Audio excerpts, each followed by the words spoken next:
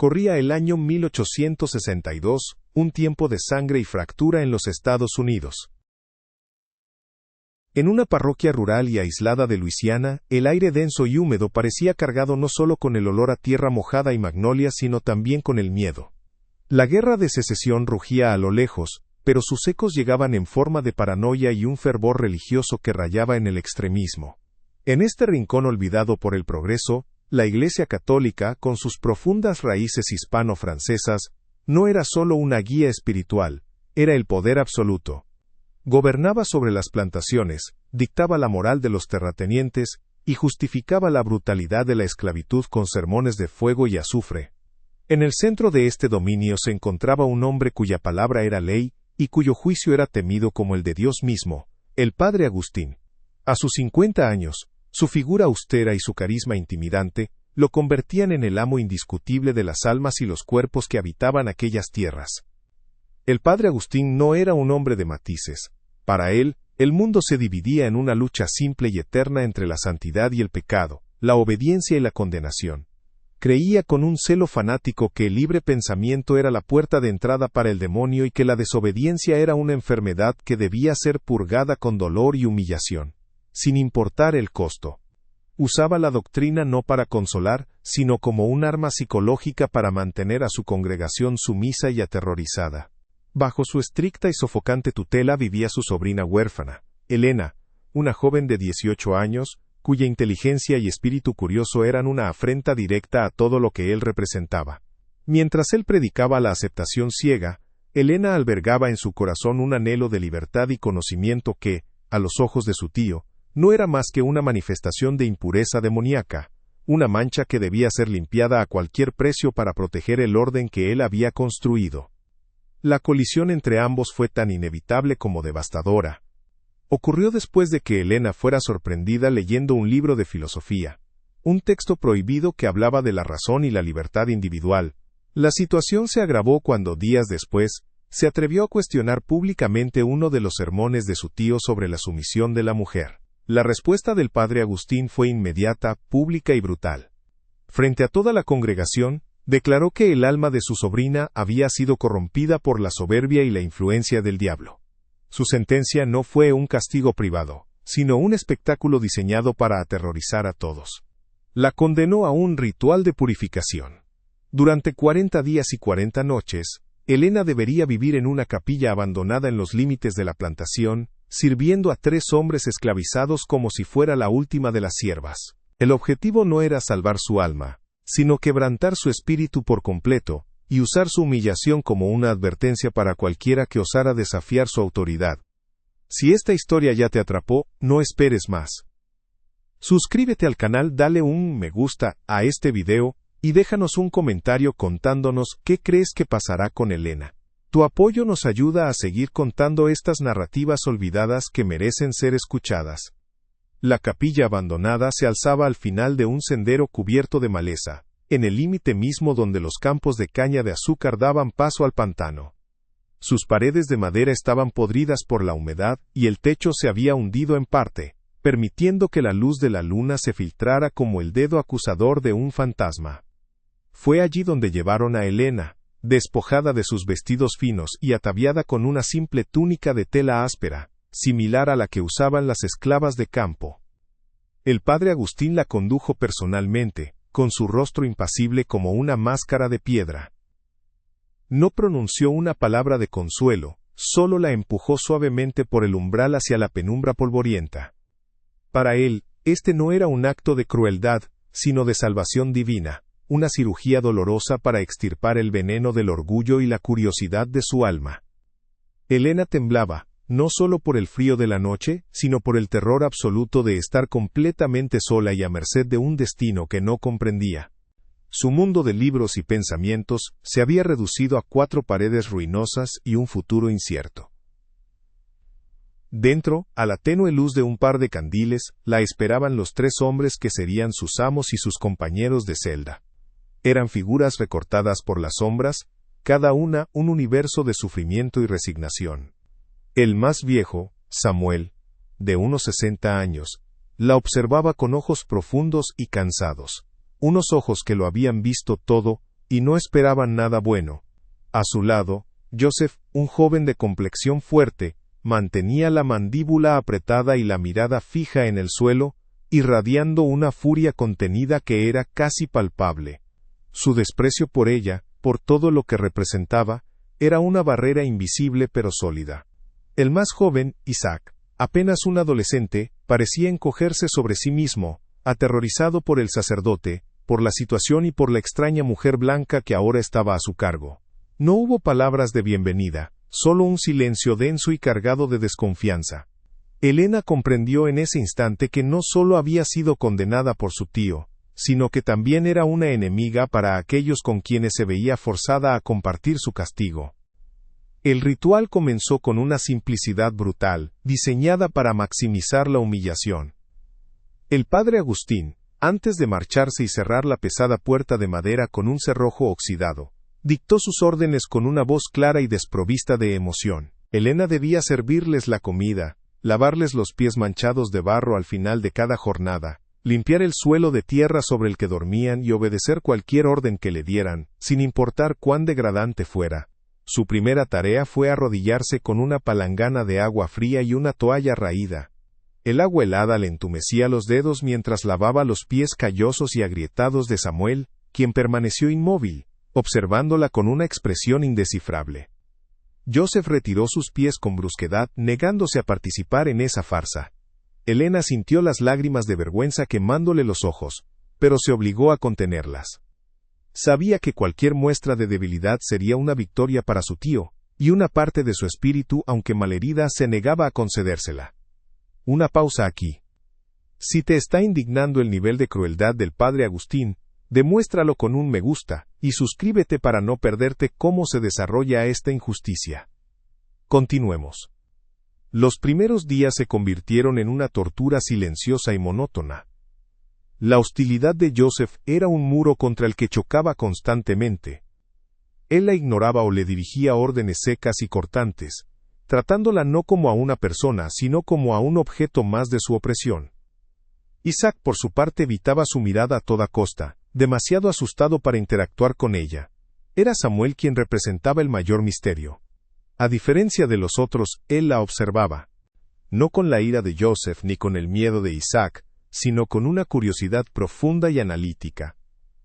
Estudiaba sus movimientos, la forma en que apretaba los dientes para no llorar, la manera en que sus manos, antes acostumbradas a pasar las páginas de un libro, ahora fregaban el suelo con torpeza. Veía más allá de la sobrina del cura, veía a una prisionera, igual que él. En su silencio no había desprecio, sino una evaluación paciente, como si estuviera midiendo su resistencia y su carácter, esperando el momento adecuado. Al final de la primera semana, la humillación había calado hondo en el espíritu de Elena. El hambre, el frío de la capilla por las noches y el trabajo agotador al que no estaba acostumbrada, habían dejado su cuerpo adolorido y débil. Pero era el aislamiento emocional lo que más la atormentaba. Estaba atrapada entre el fanatismo de su tío y la justificada desconfianza de los hombres a los que debía servir. En los ojos de la congregación, era una pecadora recibiendo su justo castigo. Para los esclavos, era parte del sistema que les robaba la vida. No pertenecía a ningún lugar y no tenía a nadie. Una noche, mientras yacía sobre un jergón de paja en un rincón oscuro, escuchó el sonido de los grillos y el lejano lamento de un perro. La soledad la aplastó con un peso físico, y por primera vez, se permitió llorar en silencio, ahogando los sollozos contra la tela áspera de su ropa. No sabía que, desde el otro lado de la estancia, los ojos sabios de Samuel la observaban en la oscuridad, viendo no una penitente, sino una posible e inesperada aliada. A medida que los días se convertían en semanas, el padre Agustín comenzó a sentir una punzada de insatisfacción. Visitaba la capilla sin previo aviso, observando la escena desde el umbral con sus ojos fríos y penetrantes. Veía a Elena, más delgada, con la piel pálida y las manos en carne viva por el trabajo, pero en su postura, en la forma en que aún mantenía la barbilla ligeramente levantada, percibía un vestigio de resistencia. Su espíritu no estaba roto, solo doblado. Para él, esto era inaceptable. La purificación no estaba completa. El orgullo, esa raíz de todo mal, seguía anidando en algún rincón oscuro de su alma, comprendió que la simple servidumbre no era suficiente para aniquilar la voluntad de una mente como la de su sobrina. Necesitaba un castigo más profundo, uno que no solo humillara su cuerpo, sino que la despojara de su propia identidad como mujer y como ser humano, obligándola a enfrentar una degradación que ni en sus peores pesadillas habría podido imaginar. Una tarde, mientras el sol se ponía tiñendo de rojo los pantanos, el padre Agustín reunió a los 3 hombres y a Elena en el centro de la capilla. Su voz resonó en el espacio húmedo, cargada de una autoridad divina y aterradora. Declaró que la primera fase del ritual había terminado y que ahora comenzaba la verdadera purga. Mirando fijamente a Samuel, Joseph e Isaac, les ordenó que dejaran de tratar a Elena como una simple sirvienta. A partir de ese momento, ella no era una persona, sino un objeto puesto a su disposición. Tenían el poder absoluto sobre ella, no solo para darle órdenes de trabajo, sino para disponer de su tiempo, su espacio y su dignidad, como consideraran oportuno. Les prohibió cualquier muestra de piedad o compasión, advirtiéndoles que cualquier acto de bondad hacia la pecadora sería interpretado como complicidad con el demonio y castigado con el látigo en el poste público. Con esta nueva regla, no solo intensificaba la tortura de Elena, sino que convertía a los hombres en carceleros forzados, atrapándolos en un dilema moral imposible. El cambio fue inmediato y devastador. Joseph, cuya ira siempre había estado a flor de piel, encontró en las palabras del sacerdote una licencia para desatar su resentimiento acumulado. Ya no se limitaba a darle órdenes secas, ahora la humillaba deliberadamente. La obligaba a permanecer de rodillas durante horas mientras ellos comían, le arrebataba su ración de comida si consideraba que no había trabajado lo suficiente, y la hacía dormir a la intemperie junto a la puerta, sin importar el frío o la lluvia. Una noche, derramó a propósito un cubo de agua sucia en el rincón donde ella intentaba descansar, y le ordenó que lo secara usando únicamente su propia túnica. Elena obedeció, con el cuerpo temblando por la fiebre y la humillación, sintiendo cómo cada pedazo de su antiguo yo se disolvía en el lodo. Ya no era Elena, la sobrina del cura, era una cosa, un instrumento para el castigo, una sombra sin nombre ni valor. El cuerpo y la mente de Elena comenzaron a ceder bajo el peso de la crueldad sistemática. La falta de alimento, el agotamiento físico y la constante tortura psicológica la sumieron en un estado de apatía casi catatónica. Perdió la noción de los días, que se fundían en un ciclo interminable de trabajo degradante y breves momentos de sueño intranquilo. Su mirada, antes llena de curiosidad y vida, se volvió vacía, fija en un punto inexistente. Apenas hablaba, y cuando lo hacía, su voz era un susurro ronco y sin emoción. Había llegado al punto más bajo de su existencia, al abismo que su tío había diseñado para ella. La joven inteligente y desafiante había desaparecido, reemplazada por una figura esquelética y sumisa que se movía por puro instinto de supervivencia. El padre Agustín, en una de sus visitas, la vio así, y asintió para sus adentros con sombría satisfacción. La purga finalmente parecía estar funcionando. El alma de su sobrina estaba siendo limpiada a través de la aniquilación de su ser. Una mañana, mientras intentaba acarrear un pesado balde de agua desde el pozo, las fuerzas la abandonaron por completo. Sus piernas flaquearon, sus ojos se pusieron en blanco y se desplomó sobre la tierra húmeda, con el agua derramándose a su alrededor. Quedó inmóvil, apenas respirando, con el rostro pálido como la cera. Isaac soltó un grito ahogado de pánico. Joseph, que la había estado observando con su habitual dureza, se quedó paralizado por un instante, una extraña expresión de conflicto cruzando su rostro. Era la primera vez que la veía completamente indefensa, no como la sobrina del hombre que los oprimía, sino como un ser humano al borde de la muerte. Por un segundo, la fachada de crueldad impuesta se resquebrajó, revelando al hombre que había debajo. Sin embargo, fue Samuel quien reaccionó.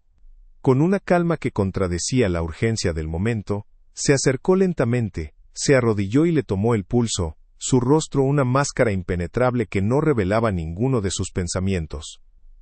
¿Crees que este es el final para Elena, o el comienzo de algo inesperado?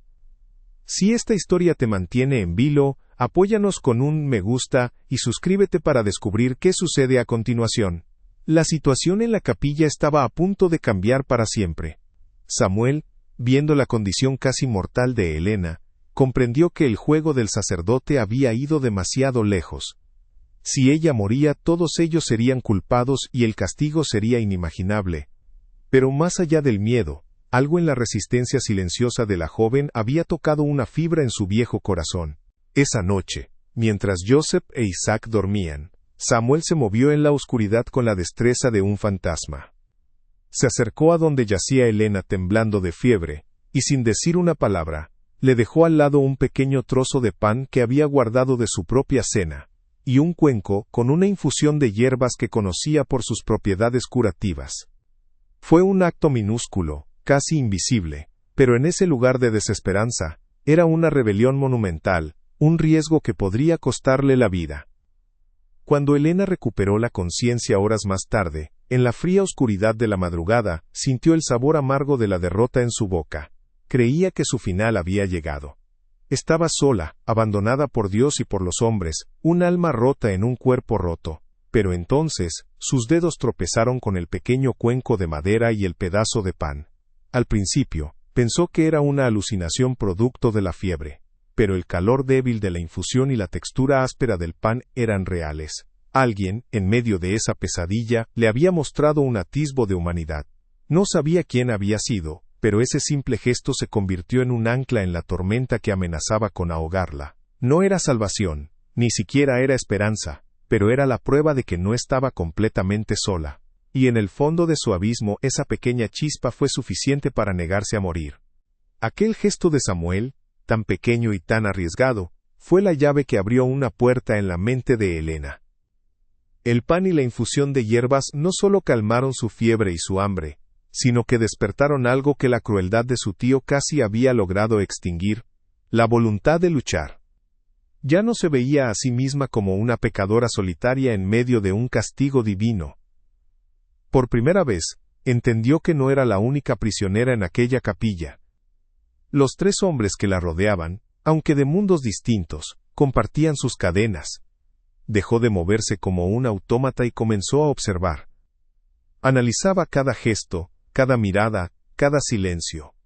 Su mente, antes dedicada a los libros, ahora se enfocaba en un nuevo tipo de estudio, el de la supervivencia y la estrategia. Su sumisión se convirtió en una máscara, una actuación calculada mientras su interior se reconstruía, pieza por pieza, con un nuevo y frío propósito. El cambio en Helena no pasó desapercibido especialmente para Joseph. La joven que antes se encogía ante cada orden, ahora cumplía sus tareas con una eficiencia silenciosa, pero sus ojos ya no estaban vacíos. Había en ellos una nueva luz, una inteligencia alerta que lo inquietaba. Ya no veía en ella a la sobrina privilegiada del sacerdote, sino a una criatura extraña que se adaptaba a su infierno con una resistencia que él mismo, a pesar de su fuerza física, no estaba seguro de poseer. Su hostilidad, nacida del resentimiento, comenzó a transformarse en una curiosidad cautelosa. Dejó de atormentarla con humillaciones innecesarias. No por piedad, sino porque algo en su nueva fortaleza le imponía un respeto a regañadientes. El equilibrio de poder que el padre Agustín había diseñado con tanto esmero, comenzaba a fracturarse de una manera que nadie podría haber previsto. Samuel, el viejo observador, supo que había llegado el momento de dar el siguiente paso. Sabía que la inteligencia de Helena era un arma en potencia, pero necesitaba confirmar que también poseía la discreción necesaria para empuñarla. Una tarde, mientras barría el polvo cerca del altar, usó el mango de la escoba para dibujar en el suelo una serie de símbolos casi imperceptibles, una espiral, una línea quebrada y un círculo. Eran signos antiguos que los esclavos usaban para comunicarse en secreto, para señalar rutas de escape o advertir de peligros. No dijo nada, no la miró. Simplemente dejó el dibujo allí por unos instantes antes de borrarlo con una pasada casual de la escoba. Era una pregunta silenciosa, una invitación a un mundo de secretos que podía costarles a ambos la vida si ella resultaba ser una informante, o peor aún, una tonta. Helena vio el gesto, su corazón latió con fuerza, una mezcla de miedo y emoción. Comprendió de inmediato que no era un garabato al azar, sino un mensaje deliberado, una prueba. Durante el resto del día procesó lo que había visto, analizando el riesgo y la oportunidad. No podía responder de forma obvia. Cualquier palabra, cualquier mirada cómplice, sería una sentencia de muerte. Su respuesta llegó al día siguiente, de una manera igualmente silenciosa. Mientras fregaba el suelo de piedra en esa misma área, accidentalmente derramó un poco de agua. Al secarla con un trapo, sus movimientos formaron brevemente los mismos símbolos que Samuel había dibujado, antes de que el agua se evaporara y no dejara rastro. Fue su contestación: entiendo, soy de fiar. En ese instante, sin que una sola palabra fuera pronunciada, nació una alianza secreta en el corazón del territorio enemigo. Con la confianza establecida, Samuel comenzó a guiarla. Él conocía cada rincón de aquella parroquia, cada secreto que se escondía bajo las apariencias de piedad y orden.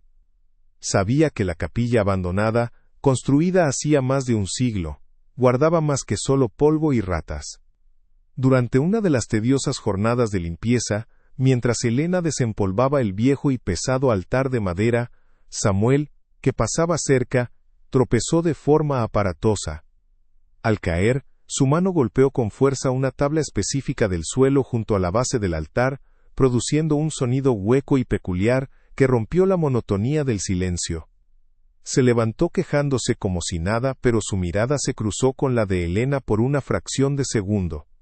El mensaje era inequívoco. No había sido un accidente. Le estaba señalando un lugar, un secreto que él no podía desvelar por sí mismo. Esa noche, cuando Joseph e Isaac roncaban suavemente en sus jergones, Elena se movió con el sigilo de un gato. Usando un trozo de metal suelto que había encontrado, trabajó pacientemente en los bordes de la tabla que Samuel le había indicado.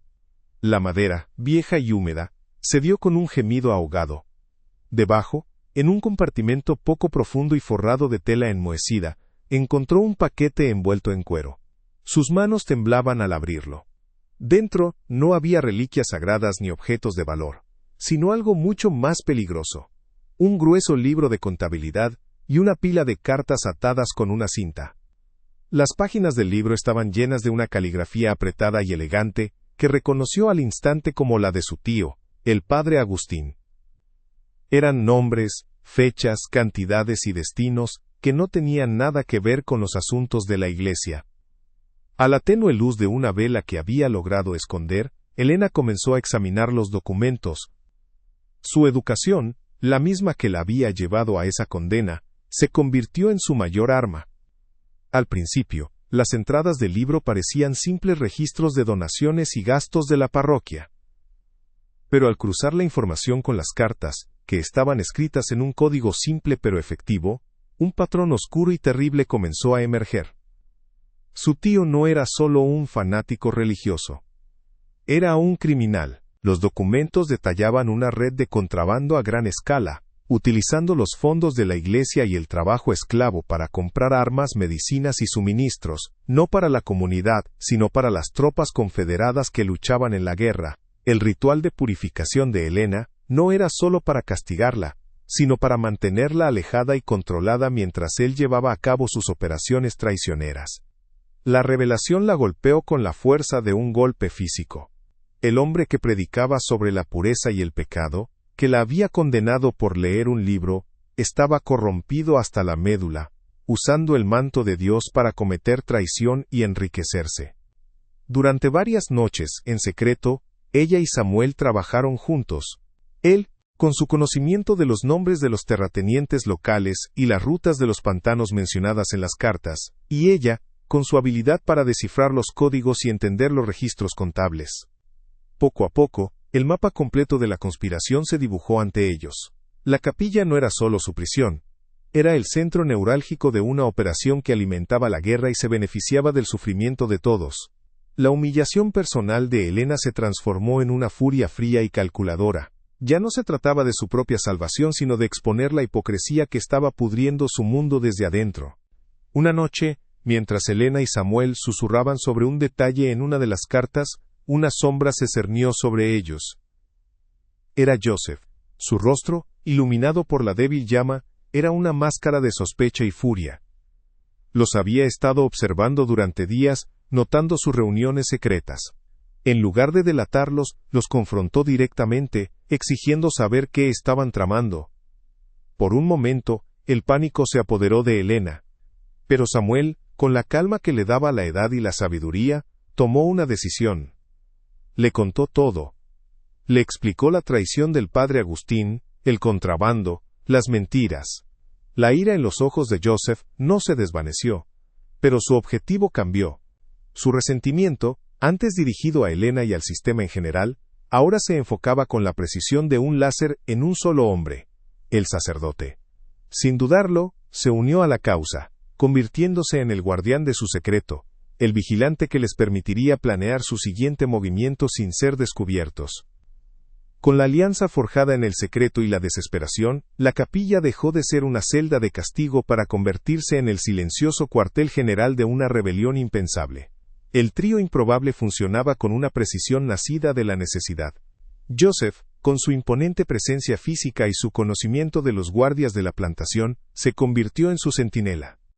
Patrullaba los alrededores con el pretexto de sus tareas, usando señales convenidas, el canto de un pájaro específico, la posición de una piedra, para advertir de cualquier acercamiento inesperado. Samuel, por su parte, era el estratega, el depositario de la sabiduría acumulada durante décadas de esclavitud. Conocía las debilidades de cada hombre poderoso de la parroquia y los secretos que el pantano guardaba. Helena era el cerebro analítico, la única capaz de desentrañar la red de mentiras tejida en los libros de su tío. Mientras tanto, el padre Agustín los observaba desde lejos, viendo solo a una sobrina quebrantada y a 3 esclavos sumisos, ciego a la conspiración que florecía bajo su propio techo. Durante las largas noches, a la luz parpadeante de una vela robada, el verdadero trabajo comenzaba. Helena se sumergía en las páginas del libro de contabilidad. Su mente, antes acostumbrada a la filosofía, ahora se movía con agilidad entre cifras y nombres en clave. Cada entrada era una pieza de un rompecabezas macabro. Con la ayuda de Samuel, que reconocía los nombres de los terratenientes y las rutas de contrabando descritas como caminos de peregrinación, el velo de piedad de su tío se desgarró por completo. Descubrieron envíos de rifles y municiones ocultos en barriles de vino sacramental, pagos a un oficial confederado de alto rango llamado Coronel Beaumont, y un sistema para desviar las donaciones de los fieles directamente a la causa secesionista. La Iglesia no era una casa de Dios, sino un centro de logística militar y traición.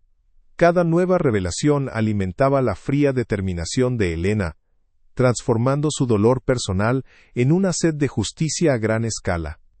Una noche, después de descifrar una carta que confirmaba una gran entrega de armas programada para la semana posterior a la Pascua, Samuel supo que se les acababa el tiempo. El domingo de Pascua, susurró, su voz apenas un murmullo en la oscuridad. Ese día, la iglesia estará llena, todos los terratenientes, todos los cómplices. El coronel Beaumont estará allí, en primera fila, para recibir la bendición de tu tío. Es nuestro único momento. Debemos golpearlos cuando se sientan más santos, más intocables. La idea era audaz y suicida. No tenían armas, ni poder, ni aliados visibles. Su único arsenal era la verdad contenida en esos papeles manchados, y el coraje para revelarla. El plan comenzó a tomar forma. No sería una fuga ni un ataque físico, sino una implosión. Usarían la propia misa, el escenario del poder de Agustín, para convertirlo en el tribunal de su juicio público. Helena comprendió que su papel en este drama iba mucho más allá de descifrar documentos. Para que el plan funcionara, debía llevar su actuación al extremo. Tenía que convencer a su tío no solo de que estaba sometida, sino de que su alma había sido genuinamente purificada. A partir de ese día, su sumisión se volvió una obra maestra de la manipulación. Mantenía la mirada baja en su presencia, sus respuestas eran susurros de obediencia y gratitud. Llegó incluso a pedirle perdón, con lágrimas cuidadosamente fabricadas, por su arrogancia y soberbia pasadas. El padre Agustín, cegado por su propio orgullo y fanatismo, se tragó el anzuelo por completo. Vio en ella el reflejo de su propio poder, la prueba irrefutable de que su método era la voluntad de Dios. comenzó a planear con satisfacción cómo exhibiría a su sobrina redimida durante la misa de Pascua, un trofeo viviente de su victoria espiritual. La clave para contactar al mundo exterior residía en el eslabón más débil y por tanto más insospechado del grupo, el joven Isaac. El muchacho, todavía aterrorizado por la situación, a menudo era enviado a llevar los restos de comida a una familia de esclavos que vivía en una cabaña en el límite de la plantación, cerca de un camino utilizado por patrullas de ambos ejércitos. Era demasiado arriesgado involucrarlo directamente, pero su inocencia era el camuflaje perfecto. Samuel y Elena idearon un plan que no requería su conocimiento. Elena, con su caligrafía fina, escribió un mensaje conciso en un pequeño trozo de tela, detallando el nombre del coronel Beaumont, la naturaleza del contrabando y la necesidad de que una patrulla de la Unión estuviera presente en la misa de Pascua para realizar el arresto. No era una petición, sino un informe de inteligencia, un acto de traición contra traidores. La ejecución de esta parte del plan requería un cuidado extremo. Samuel, con la excusa de reparar una de las viejas alforjas de cuero que Isaac usaba, cosió con habilidad el pequeño trozo de tela en un doble fondo del forro interior.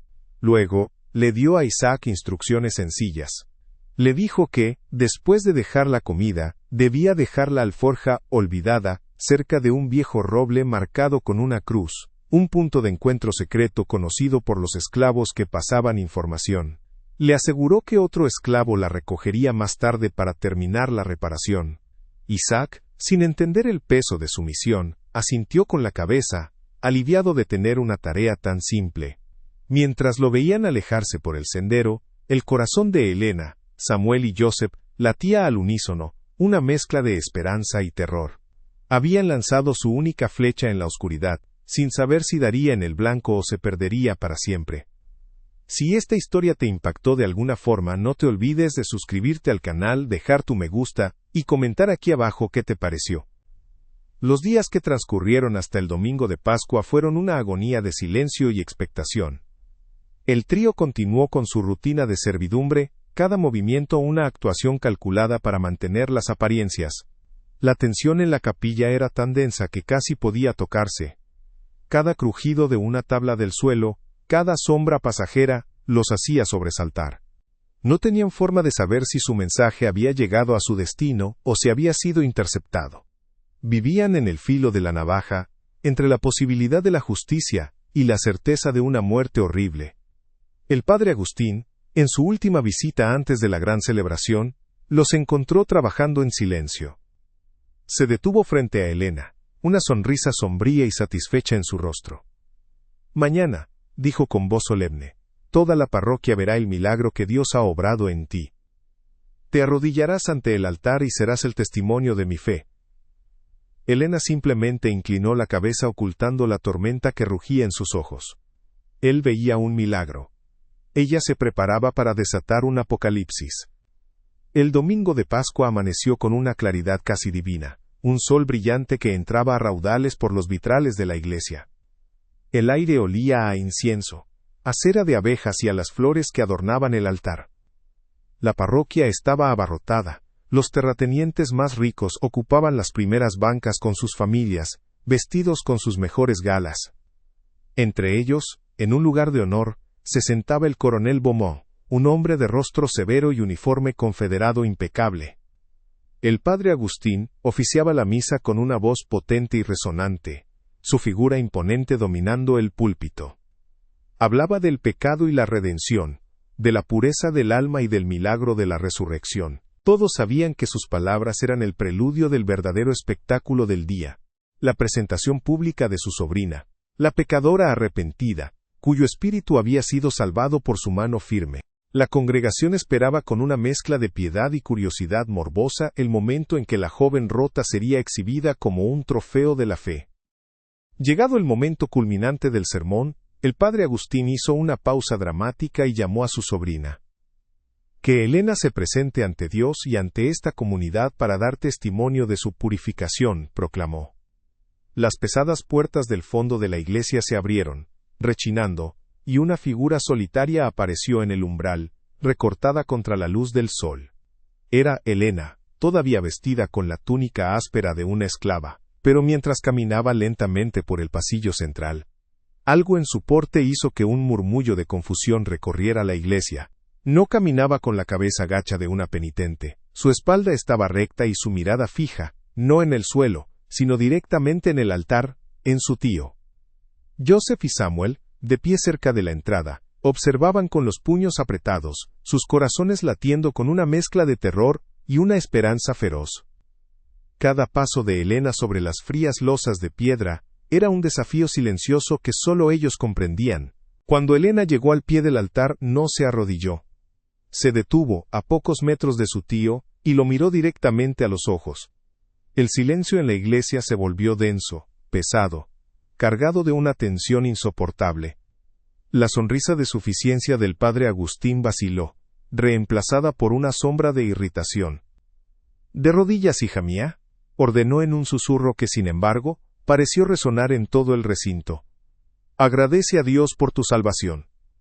Pero Elena no se movió. Su quietud era más poderosa que cualquier grito.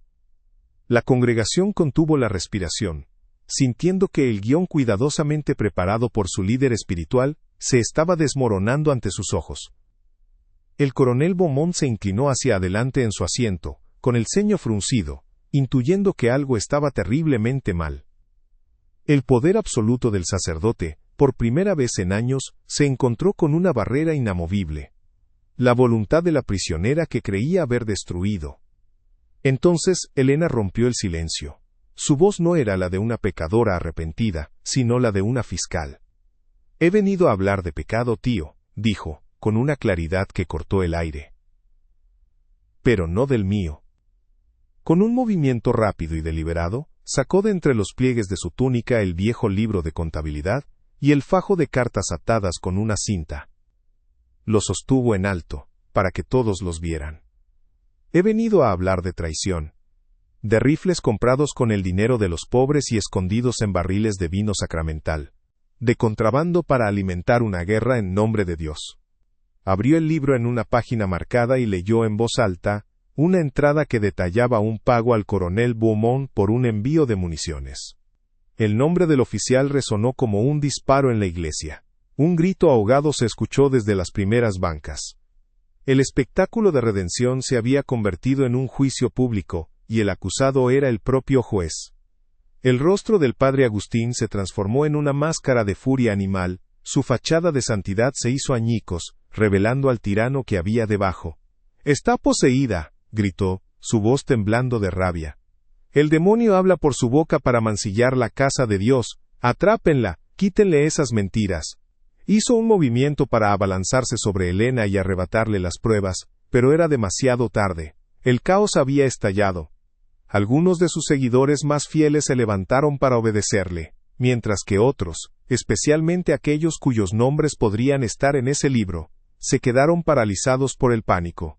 El coronel Beaumont, pálido como un fantasma, se puso de pie de un salto, con la mano instintivamente en la empuñadura de su espada, buscando una salida.